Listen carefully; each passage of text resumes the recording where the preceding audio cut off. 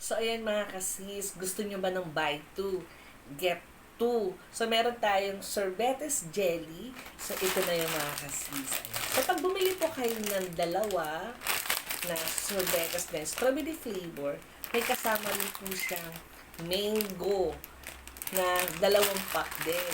Ayan. So, sa loob ng pack po mga kasis, meron po siyang 30 pieces. Ayan. So, choice naman po ninyo kung pwede pong dalawang strawberry and then yung take 2, dalawang strawberry. Pwede namang mango and then ang take 2 niya is dalawang mango. Pero ang ginawa ko kasi mga kasis ay dalawang strawberry at dalawang mango para naman masubukan ko yung lasa. Pero pagkakalam ko mabibenta to sa aming tindahan. Mga kasis. And then mga kasis October 8, 2024 yung kanyang manufacture. And then yung kanyang expiration is 2025. Next year pa. Ayan. So, masarap to. Lalo na pag ilalagay nyo sa ref. Ayan.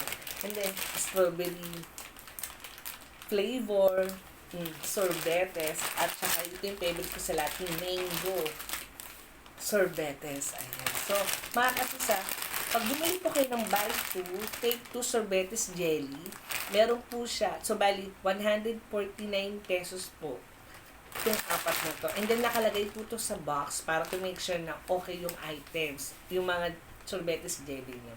Kaya mga kasis, andyan po siya sa yellow basket. Click nyo na lang po yan. And then, buy 2, take 2.